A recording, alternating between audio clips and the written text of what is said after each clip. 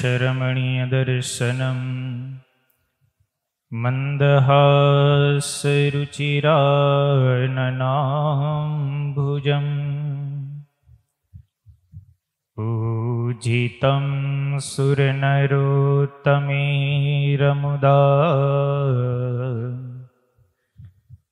धर्मनन्दनमहं विचिन्तये।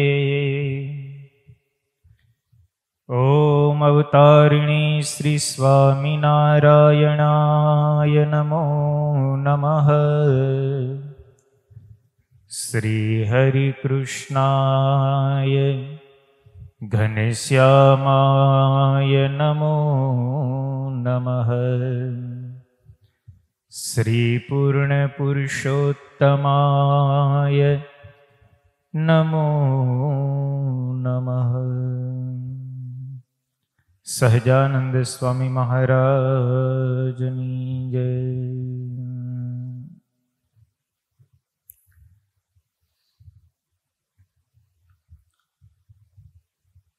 सर्वावतारी पूर्ण पुरुषोत्तम भगवान श्री स्वामीनारायण परम पूज्य सद्गुरु महंत मोहन प्रसाद दास जी स्वामी, पूजनीय संतो वाला भक्तजनों ने भाव थी जय स्वामीनारायण।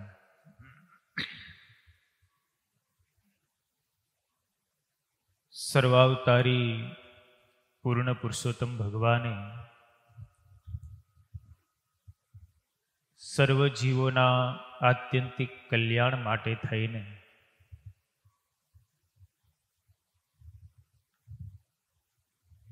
पोताना भक्तजनोना श्रेयने माटे थईने जे शिक्षापत्री लखी छे ते आलोक अने परलोक बन्ने में सुख आपनारी छे नानी एवी शिक्षापत्री केवल 212 श्लोक छे અને એ પણ અનુષ્ટુપ છંદમાં, છતાં પણ એ 212 શ્લોકની અંદર સર્વ શાસ્ત્રોનો સાર આવી જાય છે। 212 શ્લોકની અંદર મનુષ્યને કઈ રીતે જીવન જીવવું એનો બોધ આવી જાય છે।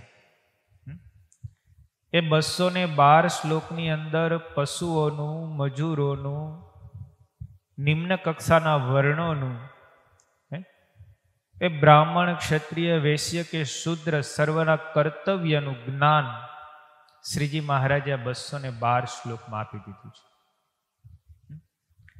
આચાર્યને કઈ રીતે વર્તવું, સત્સંગીઓને કઈ રીતે વર્તવું, સાધુઓને કઈ રીતે વર્તવું, બ્રહ્મચારીઓને કઈ રીતે વર્તવું, સધવા વિધવા સ્ત્રીઓએ કઈ રીતે વર્તવું, એનો બોધ શ્રીજી મહારાજે શિક્ષાપત્રીમાં આપ્યો છે। એટલે આ શિક્ષાપત્રી સર્વ જીવોનું હિત કરનારી છે। એવી આ શિક્ષાપત્રી ભાષ્યની કથામાં ગઈકાલે આપણે 48મો શ્લોક શ્રવણ કર્યો। શ્રીજી મહારાજે એમાં ભક્તજનોની એવી આજ્ઞા કરી કે અમારા આશ્રિત જે મનુષ્ય તેમણે શાસ્ત્રે કહ્યો જે આપત ધર્મ તે અલ્પ આપતકાળને વિશે મુખ્યપણે કરીને ક્યારેય ગ્રહણ ન કરવો। એ વિશે કાલ આપણે જોયું।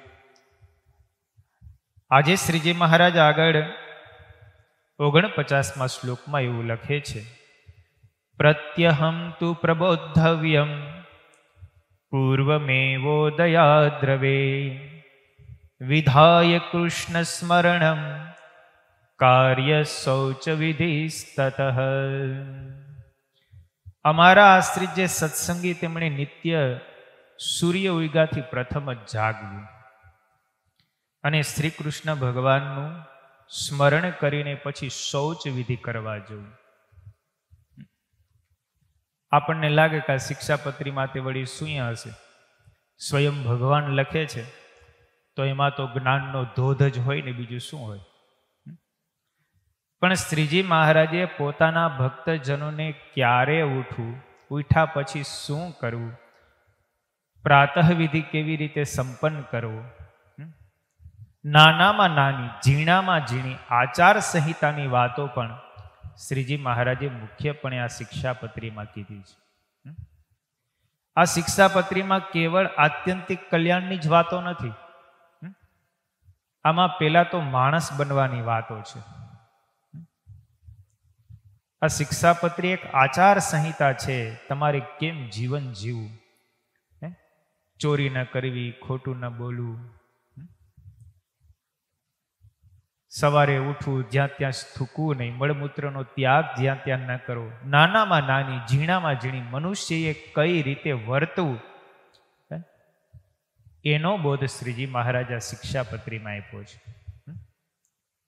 આહનિક કર્મ આપણું શું છે, નિત્ય કર્મ આપણું શું છે, મનુષ્યએ સવારમાં ઉઠીને શું શું કરવું જોઈએ, એની વાત શ્રીજી મહારાજ હવે આ શ્લોકોમાં આપણને સમજાવે છે.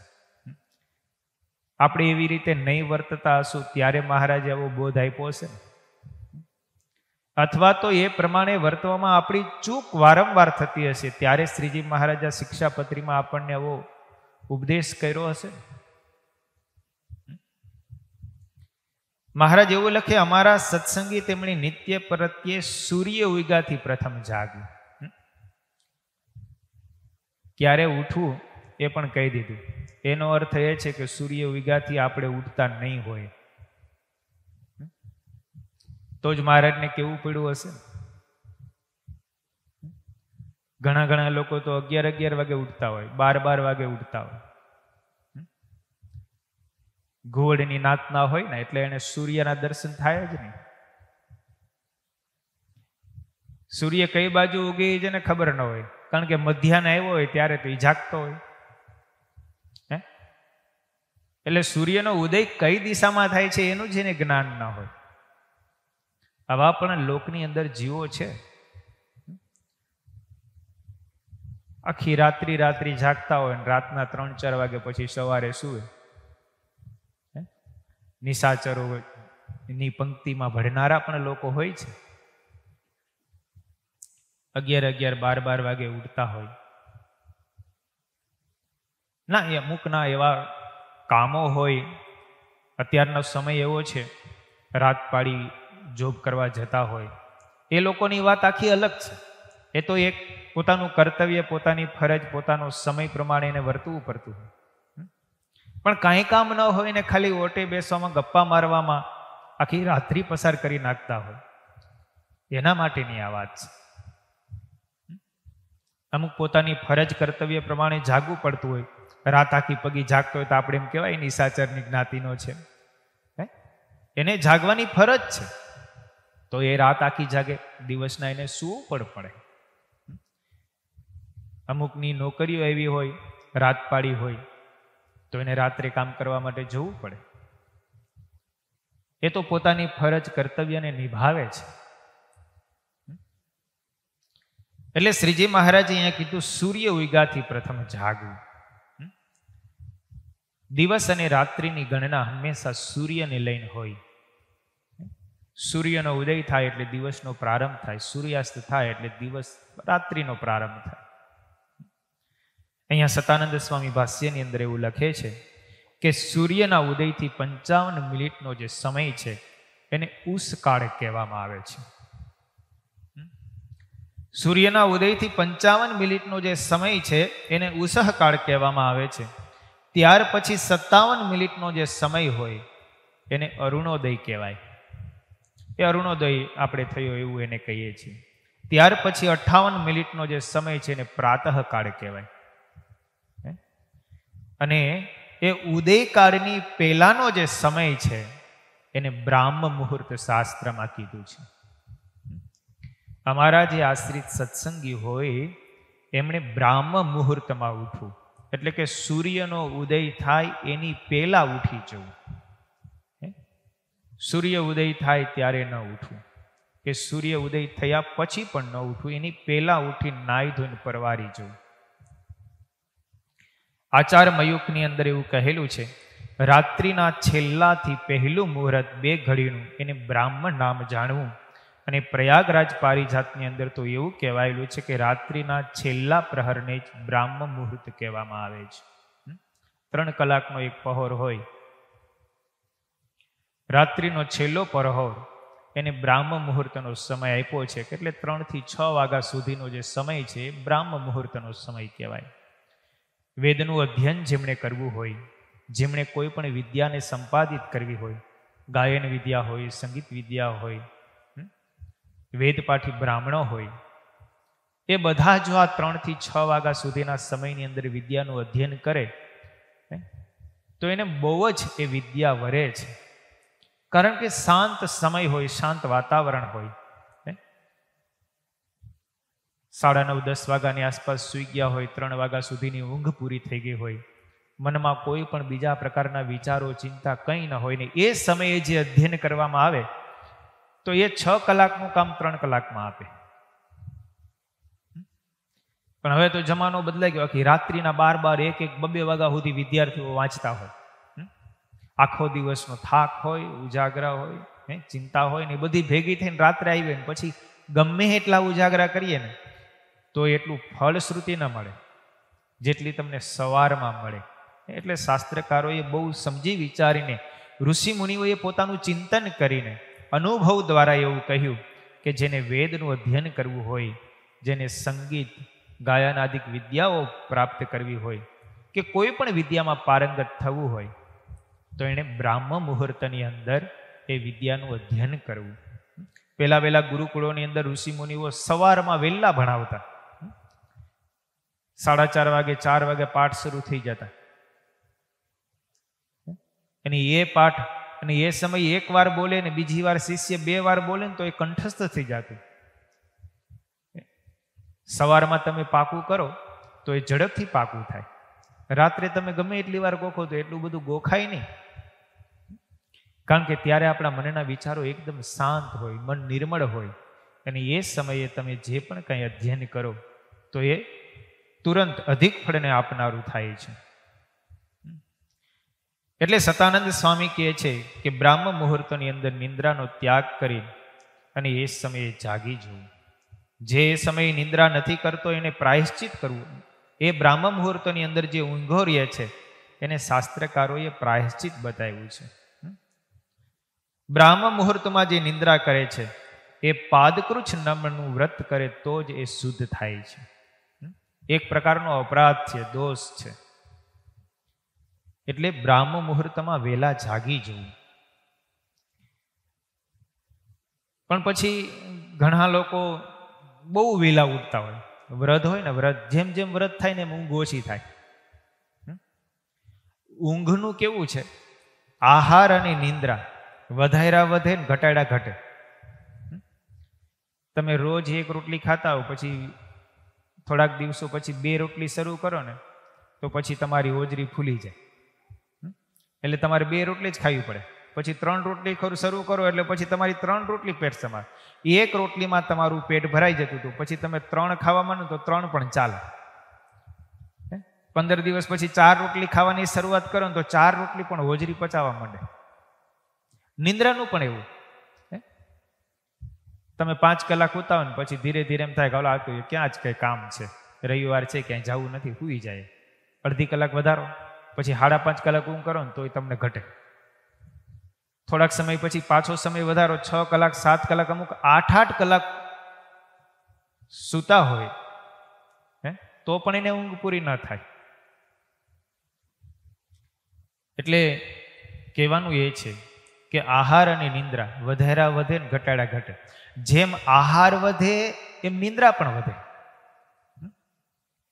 જેમ આહાર વધે એમ નિંદ્રા પણ વધે.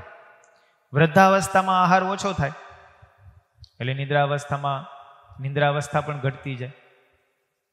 અમુક વ્રત તો હોય ને એ 2 વાગે ઉઠી જાય એનો વાંધો નહીં, પણ બીજાનું હુવાય ન દે. એનો અનુભવ ને ક્યારે થાય ખબર છે? યાત્રામાં જાય ને ત્યારે.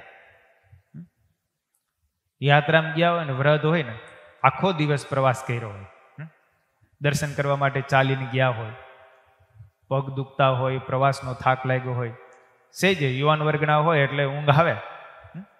સવારે જવાનું હોય 6 વાગે, 6 વાગે નાસ્તા પૂજા પાઠ કરીને નાસ્તા કરવાનો સમય આપ્યો, ભાઈ 6 વાગે તૈયાર થઈને આવી જવાનું છે. આપણે 7 વાગે નીકળવાનું છે. રાત્રિના કહેવાય જ ગયું હોય તોય ડોહલા હોય ને એ 2 વાગે ઉઠી જાય. પાછા બીજા કોઈને હુવાય ન દે. વૃદ્ધાવસ્થા હોય એટલે કફ તો હોય જ, ખોખારા કાઢે રાખે, કફ કાઢે રાખે. ઘણા ને એવી સ્વામિનારાયણ સ્વામિનારાયણ સ્વામિનારાયણ બોલે એટલે આજુબાજુ બધા હુતા ને બધાને ઉઠાડે. પોતે હુવે નહીં, બીજાને હુવા ન દે. એવું ન કરવું. આવું બધું બહુ થતું હોય. ઘણા કંટાળી જાય. સ્વામી આ ડોહલાને કયો ને એને કયો મોડા ઉઠે. યાત્રામાં આવા અનુભવો બહુ થાય. રાતના 12 થી 3 વાગ્યા સુધીનો સમય એ નિશાચરનો સમય કહેવાય. એ સમયે તમે સ્નાન પણ ન કરી શકો અને પૂજા પાઠ પણ ન કરી શકો. 3 વાગ્યા પછીનો સમય એ બ્રાહ્મ મુહૂર્તનો સમય પછી શરૂ થયો. એટલે રાત્રિના 12 થી 3 ની અંદર કોઈ કામ ન થઈ શકે. ત્યારે સ્નાન પણ ન કરે. શાસ્ત્રની અંદર એવું વિધાન છે, રાત્રિના 12 થી 3 નો સમય, સવારે સૂર્યોદયનો સમય અને સંધ્યા વેળાએ સૂર્યાસ્તનો સમય, એ સમયે ઋતુદાન પણ ન કરાય. જો એ સમયે ઋતુદાન કરે ને તો એનાથી જે પ્રજા ઉત્પન્ન થાય એ પ્રજા આસુરી પ્રજા ઉત્પન્ન થાય. આ શાસ્ત્રમાં વિધાન છે. પુરુષ જો સ્ત્રીને આ સમયની અંદર ઋતુદાન કરે તો એ જે સંતાન ઉત્પન્ન થાય ને એ આસુરી ઉત્પન્ન થાય. પુરાણની અંદર કથા આવે છે, કશ્યપ ઋષિના 13 પત્નીઓ હતા. દક્ષ પ્રજાપતિએ પોતાની 13 પુત્રી કશ્યપ ઋષિને પરણાવી હતી. એનાથી આખો બધો સંસાર, અસુરો, દેવતાઓ, દાનવો બધા જે થયા, દેવતાઓ બધા થયા. અદિતિના જે સંતાનો બધા એ આદિત્યો, 12 સૂર્યો ને બધા દેવતાઓ કહેવાય. દિતિના જે પુત્રો છે બધા દૈત્યો કહેવાય. દનુના પુત્રો છે બધા દાનવો કહેવાય, અસુરો કહેવાય. એ થયા કેમ? આ ભૂલને કારણે. દિતિ, કશ્યપ ઋષિ પોતાની આશ્રમની અંદર કુટિયામાં બેસીને તપ કરતા હતા. દિતિને કામ જાગ્રત થયો અને દિતિ પોતાના પતિ કશ્યપ ઋષિ પાસે જાય છે. સંધ્યાનો સમય છે, સાયં સંધ્યા કરવાનો સમય થયો. એ સમયે દિતિ પોતાના પતિ પાસે કુટિયામાં જઈને કહે છે કે તમે મને ઋતુદાનનું સુખ આપો. કશ્યપ ઋષિ શાસ્ત્રજ્ઞ છે. કશ્યપ ઋષિ કહે છે કે અત્યારનો આ સમય ઋતુદાન દેવા માટેનો યોગ્ય સમય નથી, તું થોડીક ધીરજ રાખ. અત્યારે સૂર્ય અસ્ત થઈ રહ્યો છે, આ સમયે જો હું તને ઋતુદાન આપીશ તો તારી પ્રજા છે એ આસુરી વૃત્તિવાળી થશે. કારણ કે અત્યારે શંકરના ગણો હોય તે આકાશ માર્ગે વિચરણ કરતા હોય, માટે આ સમય યોગ્ય નથી. કશ્યપ ઋષિએ ખૂબ સમજાવ્યા. દિતિને કામ એટલો બધો વિહવળ પ્રબળ હતો, દિતિ માયની નહીં. પ્રબળ બળાત્કારે પોતાના પતિની સાથે ઋતુદાન કર્યું,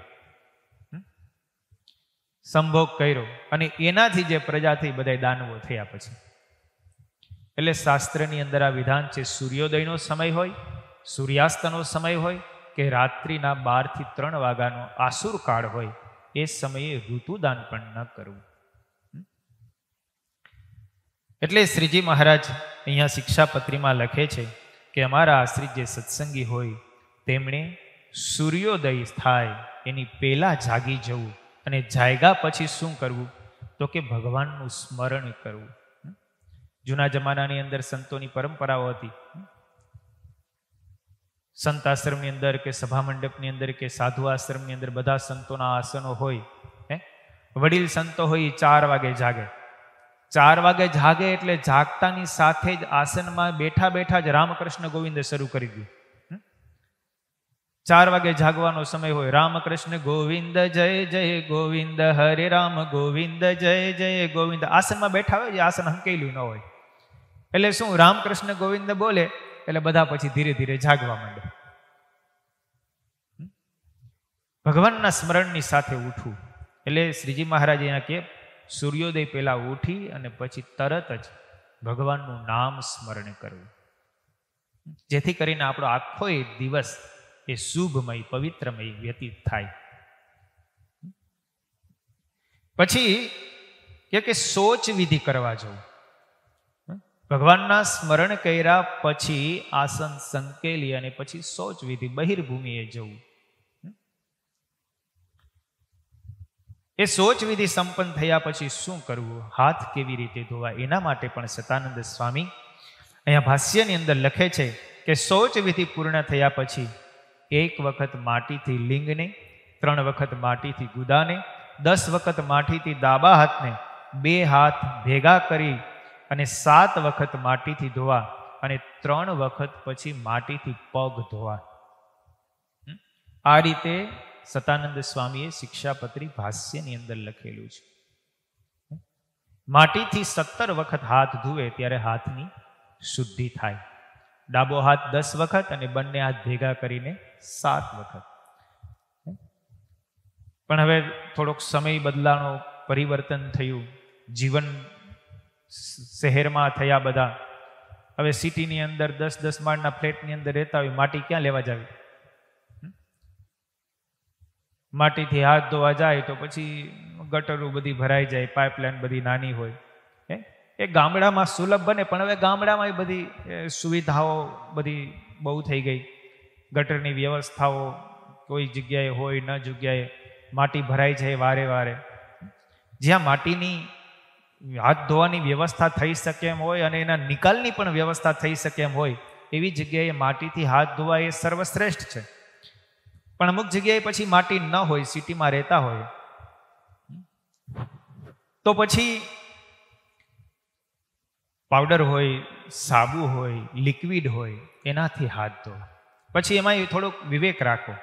17 વખત હાથ ધોવા એની પાછળનું કારણ શાસ્ત્રકારોની એ છે કે હાથની શુદ્ધિ થવી જોઈએ. મળનો સ્પર્શ થયો હોય હાથને, એટલે હાથની શુદ્ધિ 17 વખત હાથ ધોવાથી થાય. હાથની શુદ્ધિ એ મહત્વનું છે. પછી તમે આપણે 17નો જ આંકડો આપણે ગણી રાખીએ કે ભાઈ 17 વખત જ હાથ ધોવા જોઈએ.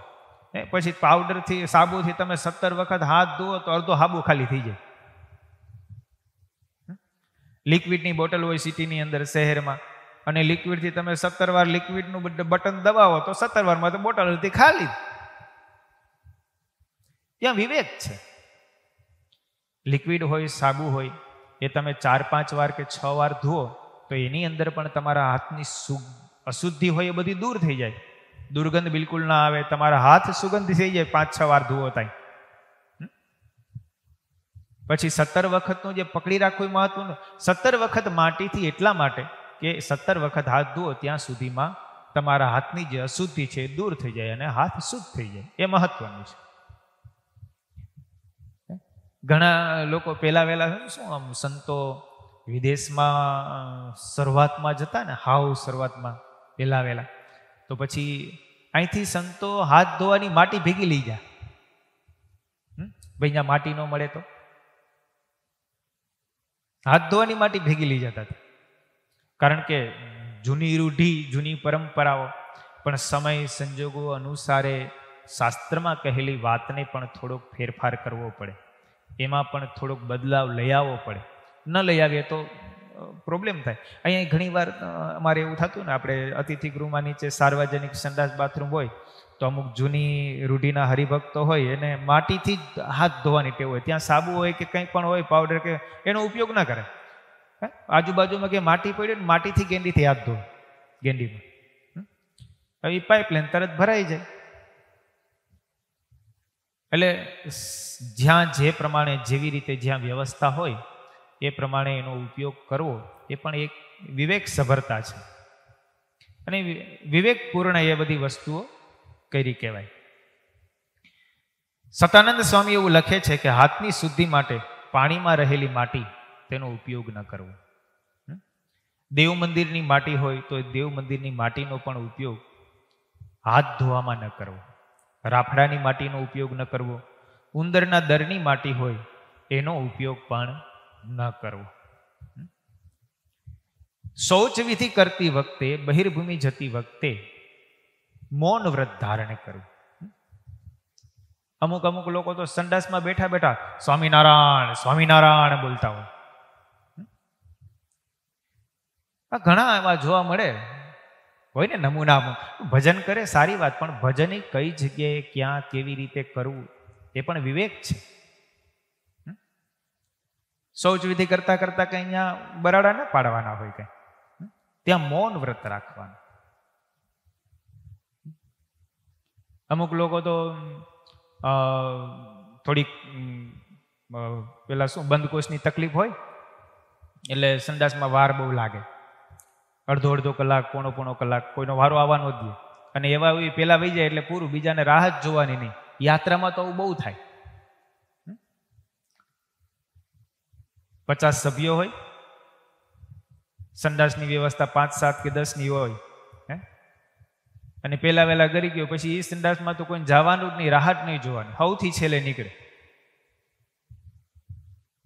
એટલે એવા હોય એને પેલા વેલા વિજાવાય. આ પણ એક વિવેક છે. અગર તો એને સમય પરિવર્તન કરી નાખાય, સવારનો સમય ન રખાય, બધાને તૈયાર થવું હોય તો એને દિવસ દરમિયાન ગમે ત્યારે જે આવે. સિટીની અંદર તો તમે જુઓ ને, બહુ સુખી સંપન્ન લોકો હોય એના સંડાસ બાથરૂમ આમ રૂમ જેવડા હોય, અંદર બધી પ્રકારની સુવિધાઓ હોય, અંદર લાઇબ્રેરી, મેગેઝિન હોય, પુસ્તકો હોય, છાપાઓ અમુક અંદર રાખતા હોય. બોલો, સંડાસ જતા હોય ને બેઠા બેઠા છાપાઓ આમ વાંચતા હોય. જે કામે ગયા હોય ને પછી એ કામ તો ભૂલી જાય, વાંચવામાં એટલો બધો મકદૂલ થઈ જાય. આવું ઘણું જોવા મળે. અરે લંડનમાં તો એક જણાએ સંડાસ સોનાનું બનાવ્યું. બોલો, પૈસા બહુ ઓલા થતા હોય, શોખ. હવે ત્યાં જ તમારે શું કઈ કરવા જવાનું છે? એને કઈ દર્શન કરવાના છે?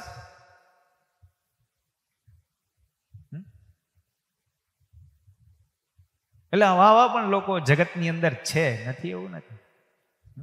એટલે બહુ વિચારવું, વિવેકપૂર્વક જીવન જીવવું. આપણું જીવન એવું ન હોવું જોઈએ કે આપણે કોઈકને નડતરરૂપ થઈએ. આપણે પોતાનું, હું ભજનીક છું, હું ભગવાનનો ભક્ત છું, એટલે આપણે ઊંચે ઊંચે સ્વામિનારાયણ સ્વામિનારાયણ સ્વામિનારાયણ ઊંચે સ્વરે ભજન કરવું. શાસ્ત્રમાં કીધું છે, વચનામૃતમાં મહારાજે કીધું, એ કામ ક્રોધાદિકના ઘાટ સંકલ્પ જ્યારે મનના થાય ત્યારે ઊંચે સ્વરે નામ સ્મરણ કરવું તો ઘાટ સંકલ્પ ટળી જાય. એ એક વસ્તુ છે. પણ બીજાને નડતરરૂપ થાય એવું ભજન આપણે શા માટે કરવું? બીજા સૂતા હોય તો એને આપણે જગાડી દઈએ, બીજા કોઈ ધ્યાન કરતા હોય, માનસી પૂજા કરતા હોય તો એમાં આપણે ઊંચે ઊંચે ભજન કરીએ. તો બીજાને નડતરરૂપ થાય એવું ભજન પણ ન કરવું. ના, આપણો આશય ઘણાયનો સારો હોય. આપણે ઊંચેથી સ્વામિનારાયણ નામ લઈએ તો એના કારણે સ્વામિનારાયણનું નામ પડે ને તો એનું સારું થાય, એટલે અમે ઊંચેથી બોલીએ. આપણને પાછળ સમજાવે, સારી વાત છે, તમે સ્વામિનારાયણનું નામ બોલો અને એ સાંભળે જીવનું સારું થાય, એ તમારો આશય બહુ સારો છે. પણ એ ભજન પણ એવું ન હોવું જોઈએ કે જેથી કરીને બીજાને નુકસાન કરતા થાય. એને આપણો અભાવ ઉગણ આવે તોય શું કામ? તો એ પણ બહુ મહત્વનું નથી. એટલે ગૃહસ્થાશ્રમની અંદર, જ્યારે સમાજની અંદર આપણે રહેતા હોઈએ, સામૂહિક જીવન જ્યારે જીવતા હોઈએ, ત્યારે અમુક પ્રકારનો વિવેક પણ શ્રીજી મહારાજ આ શિક્ષાપત્રીમાં આપણને સમજાવે છે. ત્યાર પછી 50મા શ્લોકની અંદર શ્રીજી મહારાજ એવી આજ્ઞા કરે છે, ઉપવિશ્યૈવ ચૈકત્ર કર્તવ્યમ દંત ધાવનમ સ્નાત્વા શુચ્યંબુના ધૌતે પરિધાર્યે ચ વાસસી. શૌચ વિધિ સંપન્ન કર્યા પછી અમારા આશ્રિત જે ભક્તજન હોય એમણે એક સ્થાનકને વિશે બેસીને દાતણ કરવું, અને પછી પવિત્ર જળે કરીને સ્નાન કરીને પછી ધોયેલું વસ્ત્ર પહેરવું અને એક ઓઢવું. સતાનંદ સ્વામી ભાષ્યની અંદર અહીંયા એવું લખે છે કે એક જ સ્થાનકમાં બેસીને દાતણ કરવું, હાલતા ચાલતા ન કરવું. ન તિષ્ઠન વ્રજન કુર્યા ન સ્વપન દંત ધાવન. ઊભા ઊભા દાતણ ન કરવું, કે સૂતા સૂતા કે ચાલતા ચાલતા પણ દાતણ ન કરવું. હવે દાતણ તો કોઈ કરતા હશે, હવે તો બ્રશ બધા આવી ગયા, એટલે મોટે ભાગે બ્રશ કરતા હોય, એ પણ એક પ્રકારનું દાતણ જ, આધુનિક દાતણ કહી શકાય આપણે.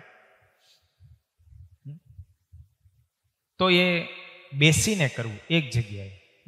ઘણા એવા ગંધારા હોય ને, હાલતા હાલતા દાતણ કરે ને પછી બ્રશ હોય એટલે સહેજે થૂકવું તો પડે જ, પછી જ્યાં ત્યાં થૂકે. આવું બધું જોવા ક્યાં મળે? અશુદ્ધિ બધી યાત્રામાં, જ્યારે બહાર પ્રવાસ અર્થે ગયા હોય ને ત્યારે. ઘરમાં તો બધી ગોઠવણ હોય કે કઈ જગ્યાએ દાતણ કરવું, કઈ જગ્યાએ સ્નાન કરવું, કઈ જગ્યાએ લેટરિંગ જવું, બધી ગેંડીની નાંતીની બધી વ્યવસ્થાઓ હોય. એટલે આપણે બધું સુલભ રહીએ. પણ જ્યારે બહાર ગયા હોય પ્રવાસ અર્થે, ત્યારે આ નિયમ અવશ્યપણે પાળવો.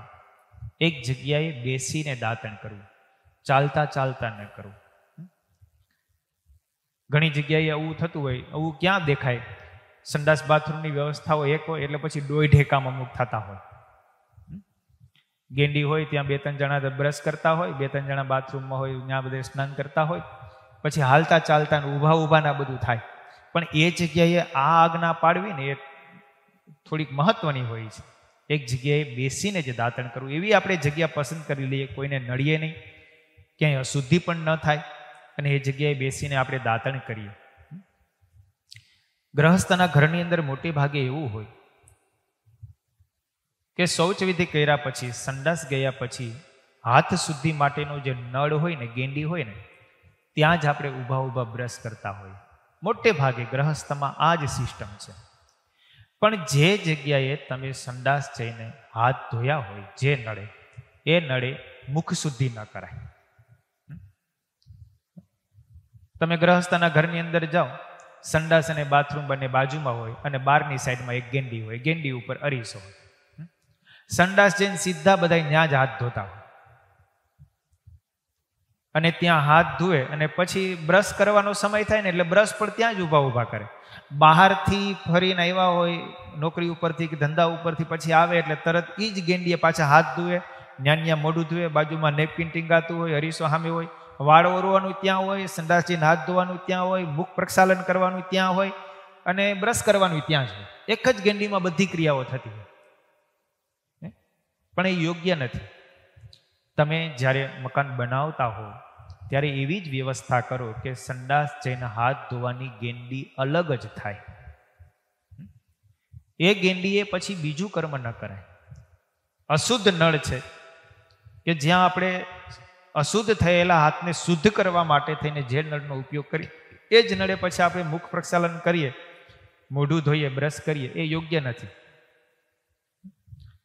એટલે બાથરૂમની અંદર બને તો બ્રશ કરવું બેસીને. આવું પણ થોડુંક અનુસંધાન રાખવું, થોડુંક ધ્યાન રાખવું. ગૃહસ્થાશ્રમની અંદર આવું બધું બહુ હોય છે. એટલે દાંતણ પણ એક જગ્યાએ બેસીને કરવું. ઘણા સૂતા સૂતા દાંતણ કરતા હોય, બાજુમાં જ રાખ્યા હોય બ્રશ ને કોલગેટ નાન તેને, ન્યા કરી લે ને પછી સીધો જાય. હવે તમે સિટીની અંદર જુઓ ને તો અમુક બધા મોર્નિંગ વોક કરવા માટે જાય, શરીર થઈ ગયા હોય આમ મદનિયા જેવડા, અને પછી શરીર ઘટાડવા માટે સવારમાં દોડવા જાય. રાજકોટની અંદર તમે જુઓ, મોટા મોટા સિટીઓની અંદર જિંદગી ચડ્ડી પહેરી હોય, ઉપર ટી શર્ટ પહેર્યું હોય, અને મોઢામાં હોય બ્રશ. બ્રશ કરતા જાય, દોડતા જાય, અને રસ્તામાં જ્યાં આવે ત્યાં થૂકતા જાય. આવું અમે સવારમાં છે ને ઉતારેથી મંદિરે દર્શન કરવા જતા હોય ને એટલે બધા દોડતા હોય, ખીચામાં હોય મોબાઈલ, અને હેંગ સ્પ્રિંગ રાખીને કાને રાખી હોય, ગીત સાંભળવા જતા હોય, બ્રશ કરતા જતા હોય, દોડતા જતા હોય. હવે તમારે માણા કેવા પશુ કેવા કે ખબર ન પડે આપણને. તમને એવું બહુ જોવા મળે સિટીની અંદર, કોઈ પ્રકારનું કાંઈ ન હોય. બૈરા હોય પાછા, લેડીઝ હોય ને તો લેડીઝ દોડતા દોડતા બ્રશ કરતા જતા હોય ને આપણને એમ લાગે કે આ શું માનવતા છે આમાં. એટલે આ પણ એક પ્રકારનો જે વિવેક છે એ વિવેક શ્રીજી મહારાજ શિક્ષાપત્રીમાં તમે જુઓ. આપણે જેને સર્વોપરી ભગવાન કહીએ છીએ એ પોતાના આશ્રિતને કેમ બ્રશ કરવું, કેમ નાહવું, કેમ હાથ ધોવા, ક્યાં થૂકવું, ક્યાં ન થૂકવું, ક્યાં મળમૂત્રનો ત્યાગ કરો, ત્યાં સુધીનું શીખડાવે છે. આવું કોણ, કયું શાસ્ત્ર આપણને શીખડાવે? આવો સાચો બોધ કોણ આપણને આપે? મહારાજે કેટલી કરુણા કરીને પોતાના આશ્રિત ભક્તજનોને નાનામાં નાની બાબતથી લઈ અને નિજાત્માનમ બ્રહ્મરૂપમ દેહત્રય વિલક્ષણમ સુધીની વાતો કરી છે. 3 દેહથી પર થઈને બ્રહ્મરૂપ થઈને પરમાત્માની ભક્તિ કરવી, ત્યાં સુધીની વાતો શ્રીજી મહારાજે કરી છે. એટલે દાંતણ પણ એક જગ્યાએ બેસીને કરવું. સતાનંદ સ્વામી ભાષ્યની અંદર એવું લખે છે કે કાંટાવાળું દૂધવાળા વૃક્ષનું 12 આંગળ લાંબુ દાંતણ કરવું. હવે દાંતણ ગામડાની અંદર કોઈ જૂના માણસો કરતા હોય, પછી તો શું છે, દાંતના પેઢા દુખતા હોય એટલે પછી લીમડાના દાંતણ કરે. અમુક ક્યારેક જૂના માણસો કરે. બાકી આ જમાનાની ને આ પેઢીના યુવાન વર્ગના તો કોઈને દાંતણ જ જોયું ન હોય, કેનું દાંતણ થઈ ખબર ન હોય. આપણે તો અહીંયા ઠાકોરજીને હજી સારું છે. સિટીની અંદર તો મંદિરોમાં એ તકલીફ હોય, દાંતણ મળે નહીં એટલે ભગવાનની પણ પછી કોલગેટ ને બ્રશ દેવા પડતા હોય. મુખ સિદ્ધિ તો કરાવી, અથવા તો નિમક આપવું પડે. પાણીનો ગ્લાસ પહેર્યો હોય, બાજુમાં થોડુંક નિમક, કારણ કે શાસ્ત્રમાં લખ્યું છે ત્યાં નિમકથી 12 વાર કોગળા કરો એટલે દાંતણ કર્યા તુલ્ય જ થાય. તો 12 વાર કોગળા કરવા અને નિમકથી, મીઠાથી શુદ્ધિ કરવી એ પણ દાંતણ તુલ્ય જ છે. સતાનંદ સ્વામી ભાષ્યની અંદર એવું લખે છે, વેદ વ્યાસજી કહે છે દાંતણ કરતી વખતે મૌન ધારણ કરવું, બોલવું નહીં. ઘણા બ્રશ કરતા કરતા બોલતા હોય, ગળફા બહાર પડતા જતા હોય. સહજ છે, બ્રશ ચાલુ હોય ને બોલે એટલે એ થૂક બહાર આવવાનું જ છે. દાંતણ ધોઈને કરવું, એમને પણ ન કરવું. અને દાંતણ કર્યા પછી દાંતણની ઉળ ઉતારીને જે દાંતણ થઈ ગયું હોય એને પણ ધોઈને પછી નાખવું. ઓળવાળું દાંતણ પણ, કફવાળું દાંતણ પણ એમને ન નાખવું. ત્યાં સુધી મહારાજ શાસ્ત્ર સમજાવે છે. ઉપવાસના દિવસે, શ્રાદ્ધના દિવસોની અંદર દાંતણ ન કરવું. એ દિવસે જો દાંતણ કરે તો અપરાધ થાય છે. પોતાનો જન્મદિવસ હોય તે દિવસે પણ દાંતણ ન કરવું, ઉપવાસના દિવસે દાંતણ ન કરવું, શ્રાદ્ધના દિવસે દાંતણ ન કરવું. એ દિવસે તો કેવળ જળ વડે 12 વાર કોગળા કરવા. આવું વેદ વ્યાસજી કહે છે. એ દાંતણ કર્યા પછી સ્નાન કરવું. સ્નાન પણ કેવી રીતે કરવું એના માટે પદ્મ પુરાણની અંદર લખ્યું છે, નદીમાં સ્નાન છે એ સર્વથી શ્રેષ્ઠ છે. એના કરતાં પણ સૌથી શ્રેષ્ઠ સ્નાન સમુદ્રનું સ્નાન છે. કારણ કે સમુદ્રની અંદર સર્વ તીર્થો ભળે છે, સર્વ નદીઓ સમુદ્રમાં વિલીન થાય છે. એટલે સમુદ્રનું સ્નાન સૌથી શ્રેષ્ઠ. ત્યાર પછી નદીના સ્નાન એનાથી ન્યૂન સ્નાન છે સરોવરનું સ્નાન છે, એનાથી ન્યૂન તળાવનું, એનાથી ન્યૂન વાવનું, એનાથી ન્યૂન કૂવાનું, અને ત્યાર પછી આપણે અત્યારે ઘરે જે નળમાં નાહે છે તે એ સૌથી કનિષ્ઠ સ્નાન કહેવાય. આજે પણ જુઓ, અમે અમુક પ્રદેશોની અંદર, પ્રાંતોની અંદર, દક્ષિણ ભારતની અંદર તમે જુઓ તો બ્રાહ્મણો મોટે ભાગે ગામની અંદર તળાવ તો હોય જ. અમે મેલકોટાની અંદર ભણતા ને તો ત્યાં એક જ ગામના, મેલકોટા ગામની અંદર લગભગ 4 થી 5 તળાવો છે. તો બ્રાહ્મણો બધા મોટે ભાગે સવારમાં વહેલા ઉઠી અને તળાવમાં સ્નાન કરવા જાય. ત્યાં બ્રાહ્મણોના દરેક ઘરની અંદર કૂવા છે. બ્રાહ્મણોના દરેક ઘરમાં કૂવો પેલા કરે ને પછી મકાન બનાવે. આજે પણ એ બ્રાહ્મણો સવારનું સ્નાન કૂવામાં જળમાંથી જ ખીચે. ટાંકો ભરેલો હોય, નળે બેસીને સ્નાન ન કરે. આજે પણ એ પરંપરાઓ ત્યાં દક્ષિણ ભારતમાં છે. કારણ કે કૂવાનું સ્નાન છે શ્રેષ્ઠ, એટલે સવારમાં જ કૂવો ઘરમાં જ હોય એટલે પાણી સીંચી અને પછી એનાથી જ સ્નાન કરે. એટલે કૂવાનું સ્નાન છે એ નળના પાણીથી સ્નાન કરી એના કરતાં શ્રેષ્ઠ છે. પણ એ સ્નાન દરરોજ કરવું, અને અસમર્થ હોય કે માંદા હોય એને ઉના જળથી સ્નાન કરવું, ગરમ પાણીથી સ્નાન કરવું. કઈ કઈ જગ્યાએ ગરમ પાણીમાં સ્નાન ન કરવું એના માટે મનુ મહારાજ એવું લખે છે કે મરણની અંદર, પુત્રનો જન્મ થાય ત્યારે, સંક્રાંતિની અંદર, શ્રાદ્ધમાં, પોતાનો જન્મદિવસ હોય ત્યારે, અને સૂર્યગ્રહણ થયા પછી જે સ્નાન થાય એ સ્નાન ગરમ પાણી વડે ક્યારેય પણ ન કરવું. કેટલી જગ્યાએ ગરમ પાણીથી સ્નાન કરવાનો નિષેધ છે. મિતાક્ષરી ટીકાની અંદર એવું કહેલું છે કે પ્રાતઃ સ્નાન વિના દ્વિજાતિ નિત્ય સુતકી કહેલો છે. તમે સવારમાં સ્નાન ન કરો, દ્વિજાતિ એટલે બ્રાહ્મણ, ક્ષત્રિય અને વૈશ્ય, એ જો સવારની અંદર સ્નાન ન કરે તો એ સૂતક વાળો કહેવાય. ઘણા લોકો એવા હોય, અમુક વર્ગોના લોકો તો સવારમાં સ્નાન ન કરે, બપોરે કરે, કાં પછી રાતે નાય, સવારે ઉઠીને સીધા મોઢું ધોઈને કામે લાગી જાય, પછી બપોરે આવે ત્યારે અથવા તો સાંજે કામ કરીને આવે ને પછી વ્યવસ્થિત સાબુથી નાય. એનો કોઈ અર્થ નથી. સવારનું સ્નાન છે મહત્વનું છે. જો તમે સવારમાં સ્નાન ન કરો તો તમે સૂતકી કહેવા. આખો દિવસ તમે સૂતકમાં હો અને જે રીતે વર્તતા હોય ને એવું કાર્ય કર્યું કહેવાય. તમે તો સૂતકી છો જ, પણ બીજાને પણ તમે સૂતકી કરો. એટલે સવારમાં ઉઠી ભગવાનનું નામ સ્મરણ કરી, શૌચ વિધિ સંપન્ન કરી, હાથની શુદ્ધિ કરી, દાંતણ કરી અને સવારમાં તો પહેલા વહેલા એકવાર સ્નાન કરી લેવું. પવિત્રપણે જીવન જીવવું. એટલે સ્નાન કરીએ તો એ પવિત્ર થાય. અને સ્નાન કર્યા પછી શું? તો કે એક ધોયેલું વસ્ત્ર પહેરવું ને એક ધોયેલું વસ્ત્ર ઓઢવું. કારણ કે પૂજામાં બેસવાનું છે, નિત્ય પૂજા કરવાની છે.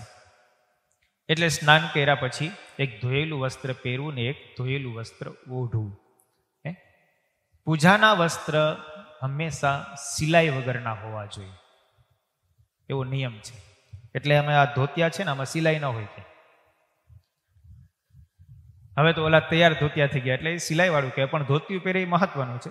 કપડાં પહેરીને પૂજા કરે એના કરતા. કપડાં પહેરીને પૂજા કરે તો એ એક દોષ છે, અપરાધ છે. ભગવાન પૂજા સ્વીકારતા નથી. એટલે ધોયેલું વસ્ત્ર એક પહેરવું ને એક ઓઢવું. એ ધોયેલું વસ્ત્ર કેવું કહેવાય? પૂજાનું વસ્ત્ર કેવું હોવું જોઈએ? એના માટે સતાનંદ સ્વામી લખે છે કે ધર્મપ્રદી નામના ગ્રંથની અંદર એવું કહ્યું છે, સ્ત્રીએ ધોયેલું વસ્ત્ર શુદ્ધ ગણાતું નથી. પૂજાનું વસ્ત્ર પુરુષે જ ધોવું. સ્ત્રી જો વસ્ત્ર ધોવે પૂજાના તો એ પૂજાના વસ્ત્ર શુદ્ધ કહેવાતા નથી. એટલે પૂજાની ચાદર, પૂજાનું ધોતિયું એ પુરુષોએ પોતાના હાથે ધોવું, એમ સતાનંદ સ્વામી ભાષ્યની અંદર લખે છે.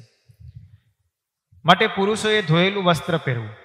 સ્મૃતિ ગ્રંથની અંદર એવું કહેવાનું છે, કેળથી ઉતરેલું સુતરાઉ વસ્ત્ર હોય, કે ભોજન કર્યા પછી રેશમી વસ્ત્ર હોય, કે મેલા થયેલા વસ્ત્રને ફરીવાર ધોવા પડે. એને ફરીવાર ધોવા પડે. સવારે પૂજાનું વસ્ત્ર મોટે ભાગે તમે જુઓ ને તો ગ્રહસ્થ લોકો હોય, અમારે ત્યાગીને તો એક સુલભ સારું, 2 ધોતિયા હોય, 2 ચાદર હોય. જ્યારે નાવા જાય ત્યારે એ ધોતિયા ભીના થઈ જાય, સુકાઈ જાય, બીજા પહેરી લેવાના. એટલે અમારે શુદ્ધિ અશુદ્ધિનું ધોતિયાની બાબતમાં, વસ્ત્રની બાબતમાં તો કાંઈ રહે જ નહીં. જ્યારે તમે વસ્ત્ર પહેરો ત્યારે એ સોળે જ હોય ને શુદ્ધ જ હોય. તમારે ગ્રહસ્થને તો પછી હું દિવસમાં 3-4 વાર ડ્રેસ બદલવા પડે. ઓફિસે જવાના અલગ હોય, ખેડૂતો તો ખેતીએ જવાના અલગ હોય, ઘરમાં પહેરવાના અલગ હોય. વિદ્યાર્થીઓ હોય તો એને સ્કૂલનો ડ્રેસ અલગ હોય, ઘરમાં પહેરવાનો ડ્રેસ અલગ હોય.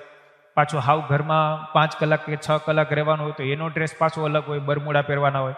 રાત્રે સૂતી વખતે સુવાનો ડ્રેસ પાછો અલગ હોય. આવું બધું ગ્રહસ્થને તો બહુ હોય. એટલે આખા દિવસની અંદર 4-5 વાર તો કપડાં બદલાવાના થાય જ. અમારે ત્યાગીને તો એ કઈ હોય નહીં. એકનો એક ડ્રેસ, સુવામાં એ ચાલે, બહાર જાય તો એ ચાલે, અહીંયા સંસ્થામાં હોય તો એ ચાલે, એમાં કંઈ ફેરફાર થાય જ નહીં. તમારે તો બધું અલગ અલગ જોઈએ, એટલે તમારા માટે આ થોડુંક વધારે. કારણ કે સવારે પૂજા કરવા બેસો ત્યારે પૂજાના જ વસ્ત્ર અલગ રાખવા પડે, પછી કંઈ એને એ પહેરાતા નથી. અમારે તો પૂજામાં જે પહેરવું એ જ પછી બપોર સુધી ચાલે. બપોરે સ્નાન કરવા જાય, પાછું સૂકવી દેવાનું, બીજા પહેરી લેવાનું. એટલે ગ્રહસ્થ પૂજામાં જે વસ્ત્ર પહેરે એને પણ થોડાક જોવા. અમુક હરિભક્તો તો એટલા બધા ગંધારા હોય, પૂજાનું ધોતિયું, પૂજાની ચાદર તમે ઊંઘો ને તો ક્લોરોફોર્મ ઊંઘવાની જરૂર ન પડે તમારે, ધુવે જ નહીં કોઈ દી. એ ભગવાને વિચારતા હશે કે હું પહેરીને આવ્યો છે, એટલા અશુદ્ધ હોય. અમુક હરિભક્તો ગામડાના, સિટીમાં તો બધા થોડાક ફેશનેબલ થયા હોય એટલે મોટે ભાગે વાંધો નથી આવતો. એમાંય તૈયાર રેશમી ધોતી મળતી હોય, પૂજામાં રેશમી વસ્ત્રો પહેરો એ વધારે સારું, અભડાય ઓછા. એટલે તૈયાર ધોતી પહેરતા ન આવડતી હોય તો તૈયાર ધોતી પહેરીને પૂજા કરવી, પણ કપડાં પહેરીને તો પૂજા ક્યારેય ન કરવી. શાસ્ત્રમાં એનો નિષેધ છે. જ્યારે ભગવાનની સામે આપણે પૂજા કરવા બેસીએ છીએ ત્યારે પૂજાના વસ્ત્રોમાં આપણે બેઠા હોય તો શોભીએ, આપણે સારા લાગીએ. એટલે પૂજા વ્યવસ્થિત કરવી. ઘણાની પૂજા તમે જુઓ ને તો ભગવાન આમ એવા થઈ ગયા હોય, પ્લાસ્ટિક ઉપરના કવર બધા તૂટી ગયા હોય, ભગવાન અડધા બધા ખંડિત થઈ ગયા હોય, વર્ષોથી પૂજા આવીને એમને એમ હોય. પૂજાની પેટી તમે જુઓ ને તો પૂજાની પેટી કટાઈ ગયેલી હોય. કપડા હારા પહેરે, ખર્ચો બધો કરે, પણ ભગવાનની પૂજામાં કોઈ પ્રકારનો ખર્ચો ન કરે. તમે અમુક ગ્રહસ્થની પૂજાના આસન્યા તમે જુઓ ને તો આટલું હોય, એક આસનની હોય, અને એ તમે જુઓ તો ગંધારું મેલું, એની ઉપર ભગવાનની મૂર્તિ હોય જૂની પધરાવેલી હોય. પૂજા થોડીક આપણે વ્યવસ્થિત હોવી જોઈએ. આપણે 2x2 ના આસનની અંદર બેઠા હોય તો ભગવાનનું પણ આસન 2x2 નું રાખો, એને વ્યવસ્થિત બેવડું વારી અને ભગવાનને ઓઠીંગણ આવે એવી રીતે મૂર્તિના વ્યવસ્થિત આમ દર્શન આપણી બાજુ થાય એવી રાખ. આમ સીધું પાથરી દેતા અમુક ગ્રહસ્થ હતો, ભગવાન આમ હુતા હોય લાંબા થઈને એવું રાખ. અમુક ગ્રહસ્થ હરિભક્તો તો પૂજાને ધોતી પહેર્યું હોય ને આટલો કટકો હોય, પાછળ પાટલી ખોઈ હગાઈ નહીં ને, પાટલી તો વડે જ નહીં, ખાલી એક છેડો સેજ વડે એટલી લંગોટ હોય ખાલી, એવું પહેરીને પૂજામાં બેઠા. પૂજા કરવા પલોઠી વાળીને બેહે તો ધોતિયું ગોઠણ ઉપર ચડી ગયું હોય, ગોઠણથી નીચે તો કોઈ હોય જ નહીં કઈ. પૂજામાં બેસીએ ત્યારે ગોઠણ પણ આપણો દેખાવો ન જોઈએ, એ રીતે ધોતી વ્યવસ્થિત પહેરી. ઘણા હરિભક્તો તો નાયા પછી જે ટુવાલ પહેર્યો હોય, અને ટુવાલ તો ગંધાતો જ હોય, કાંઈ ટુવાલ તો કઈ ઘડીએ ધુએ નહીં, એ ટુવાલ પહેરીને હરિભક્તો પૂજા કરવા બેસી જાય. આવું તમે બધું જોયું જ હશે. જાત્રામાં તો અમને બહુ અનુભવ થાય. તમે ઘરમાં હોય ત્યાં ખબર ન હોય એમને, પણ યાત્રામાં આવો ને તો એ બધી ખબર પડી જાય કે આ બધા હરિભક્તો જો તો કેવા ગંધારા છે. આવો તમારી પૂજા વ્યવસ્થિત હોવી જોઈએ, મૂર્તિઓ વ્યવસ્થિત. તમે દર્શન કરો તો તમને આનંદ આવવો જોઈએ. ગૌમુખી હોય એ ફાટી ગયેલી હોય, ગંધારી હોય, જિનકી ડબલી હોય, અને ભગવાનને હાકર ધરાવે તો એક હાકરની ગાંગડી મૂકે ખાલી. આ બધું બહુ જોવા મળે. કાજુ બદામ ધરાવો ને તમારે ક્યાં કોઈ ખોટ છે, અને એ ખાવા ક્યાં ભગવાન ખાઈ જવાના છે, તમારે જ ખાવાના છે. ભગવાનને ધરાવીને તમારે જ ખાવાનું છે. અને એમાં ચોમાસાની ઋતુ હોય ને હાકર જે ગેગી ગઈ હોય, પાણીવાળી હાકરું જે ભગવાનને ધરાવતા હોય ને પછી એને એ કપડા ઓલા હાથ થયા હોય હાકર લે, એટલે પછી ઈ હાકર કાં તો પોતાનું ધોતીએ ધોવે ને કાં તો ભગવાનનું આસન ન્યા લૂઈ નાખે. આવું બધું જોવામાં આવે છે. ભગવાનને આપણને સુખી સંપન્ન કર્યા છે. ભગવાનને આપણે કાજુ બદામ ધરાવીએ, 3-4 કાજુ ધરાવવા હોય, 3-4 બદામના દાણા ધરાવવાના હોય, સારું ધરાવીએ ભગવાન. ભગવાન જમશે સારું તો આપણને કંઈક સારું ખાવા મળશે. ભગવાનને આપણે પછી હાકર જ ખવડાવી રાખું પછી આપણે ડાયાબિટીસ ન થાય હું? ભગવાન કે લે તું લેતો જા. આપણે ડાયાબિટીસ ન કરવી હોય તો ભગવાનને પછી ડાયાબિટીસ ન થાય એવું ધરાવવું પડે ને. એટલે બહુ આ શીખવા જેવું, સમજવા જેવું છે.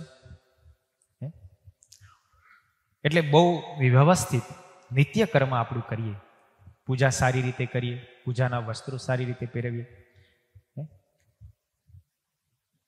શાસ્ત્રોની અંદર અહીંયા સતાનંદ સ્વામી એવું લખેલું છે કે પુરુષે પોતે પોતાનું ધોતિયું ધોવું.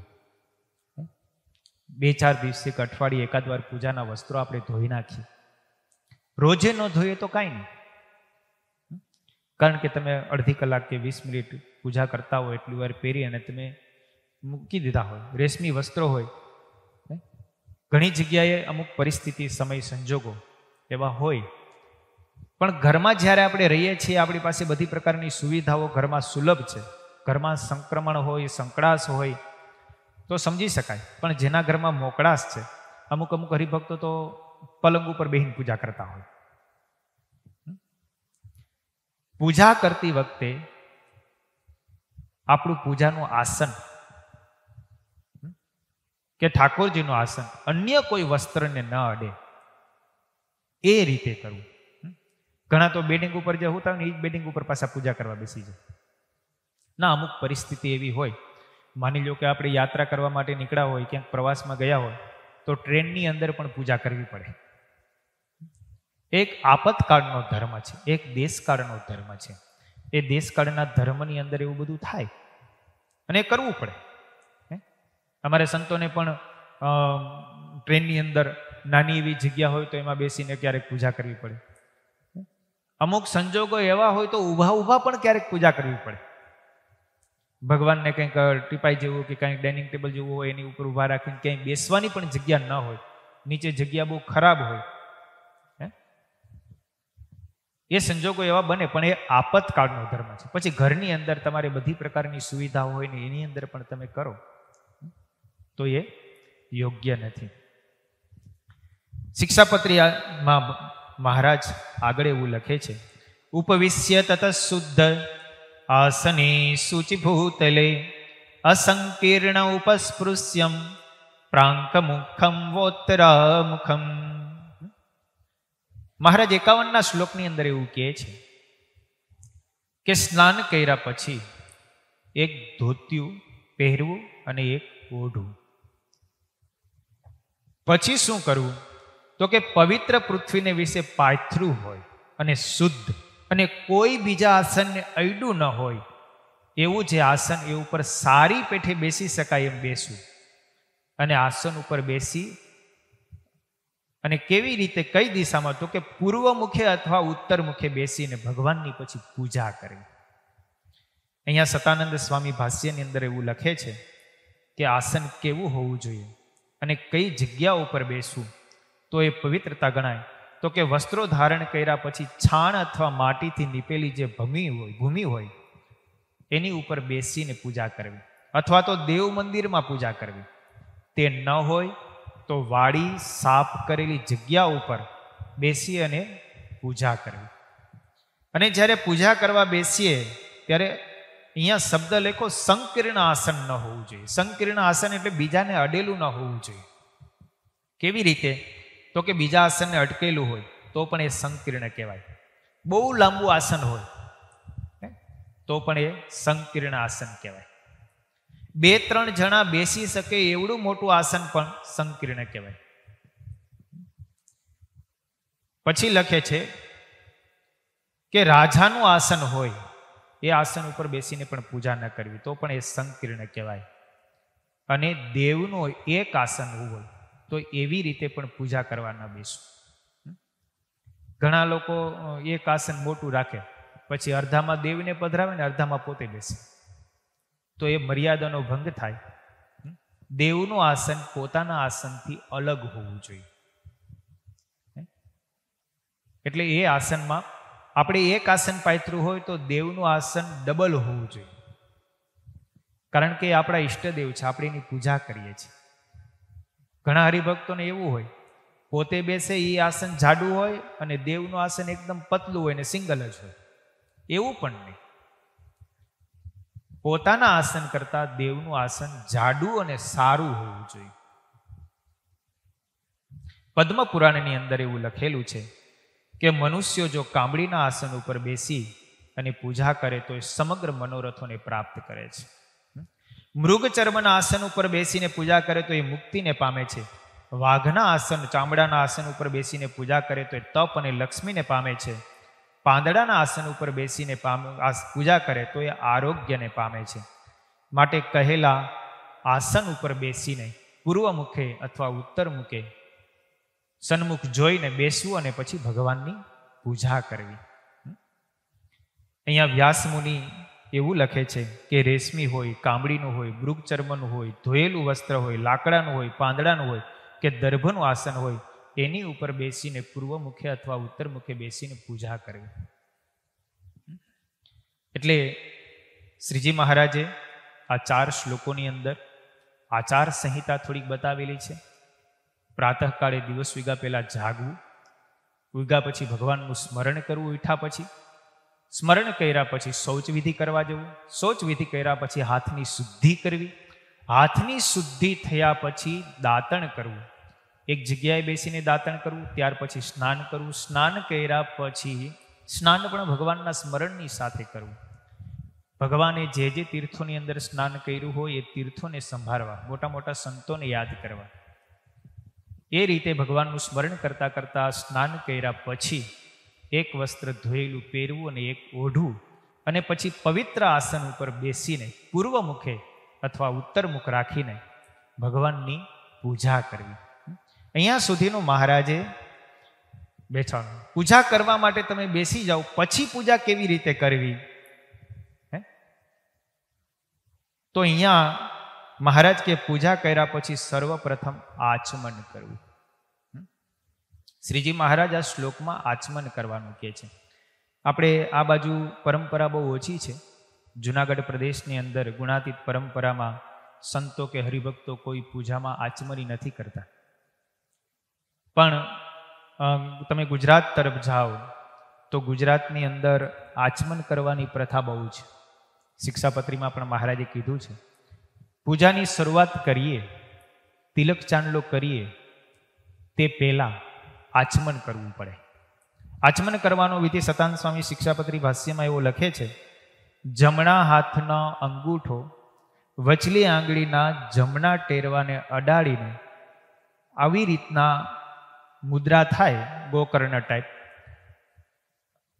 અંગૂઠો અને મોટી આંગળીનો વચલો ટેરવો, આની અંદર પાણીની એક ચમચી ભરી અને 3 વાર આચમની કરવી. ઓમ નમો નારાયણાય સ્વાહા અથવા તો ઓમ નમો નારાયણાય નમઃ એ રીતે બોલવું. ઓમ વાસુદેવાય નમઃ, ઓમ વિષ્ણવે નમઃ એ રીતે 3 વાર જળ લઈ અને ભગવાનનું સ્મરણ સાથે જળને પી જવું. એને અંતઃશુદ્ધિ કરી કહેવાય. આપણે સ્નાન કરીને બહારના શરીરની શુદ્ધિ કરી, 3 વાર આચમન કરીએ ભગવાનના નામની સાથે, ઓમ નારાયણ નમઃ, ઓમ વિષ્ણવે નમઃ, ઓમ વાસુદેવાય નમઃ એ નામ સાથે આપણે આચમની કરીએ એટલે આપણા અંતરની શુદ્ધિ થઈ કહેવાય. એટલે બાહ્ય શુદ્ધિ અને આંતરિક શુદ્ધિ એ રીતે પૂજા કરી તો આપણી શુદ્ધિ થાય, આપણું પવિત્ર થાય. એટલે ભગવાનની ત્યાર પછી પૂજાનો પ્રારંભ થાય. હવે પછી ભગવાનની પૂજા કેવી રીતે કરવી આગળ એ આપણે કાલના જે આગળના શ્લોકો છે એની અંદર જોઈ લેશું. અહીંયા સમય પૂરો થયો. 2 મિનિટ ભગવાનના નામની સાથે આપણે કથાને વિરામ આપીએ. સ્વામી નારાયણ નારાયણ નારાયણ, સ્વામી નારાયણ નારાયણ નારાયણ, સ્વામી નારાયણ સ્વામી નારાયણ, સ્વામી નારાયણ સ્વામી નારાયણ, સ્વામી નારાયણ નારાયણ નારાયણ, સ્વામી નારાયણ નારાયણ નારાયણ, સહજાનંદ સ્વામી મહારાજની